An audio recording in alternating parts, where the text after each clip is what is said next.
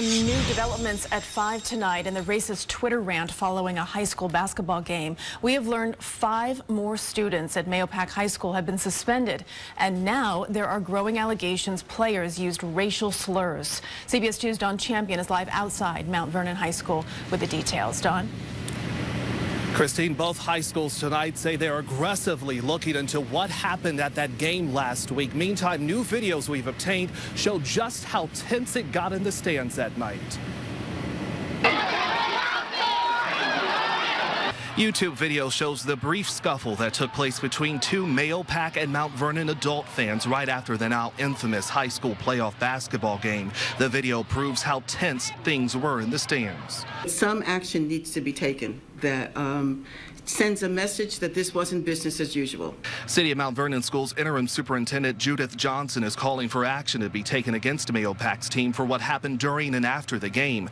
We've learned 8 Mahopac students have now been suspended for the racist Twitter rant they went on after their loss. Tweets included a picture of a Confederate flag. Another said that's why you can't let monkeys out of their cages. Now Johnson is detailing allegations Mahopac players used racial slurs during and after the game. She read written testimony from one player. As we were shaking hands at the end of the game, one player did not shake our hands and stated that none of you ugly gorillas deserve it. Mahopac school officials confirm they're actively looking into the claims and have interviewed players and coaches. The district also confirms one of their students did wave a Confederate flag during the game, but that student hasn't been identified.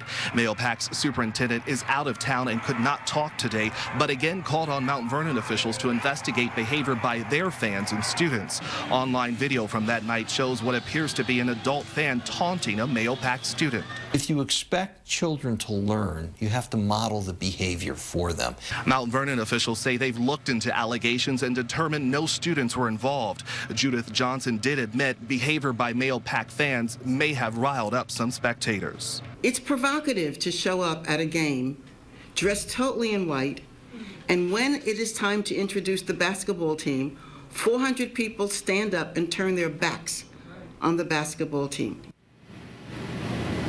Back out here live now, you can see the bus that is here outside the high school ready to carry the Mount Vernon basketball team on to their next playoff game out of town tomorrow. Meantime, Mahopac and Mount Vernon leaders met with state education representatives yesterday. From that, we are told that it was agreed that school boards and student governments from both schools will meet sometime soon to come up with solutions to make sure that nothing like this happens again. Meantime, Mount Vernon leaders say they are using lawyers to help prove that Mahopac broke state education dignity and bullying laws. Coming up new at 6, hear from Mount Vernon's coach and students. We're live in Mount Vernon. Don Champion, CBS 2 News.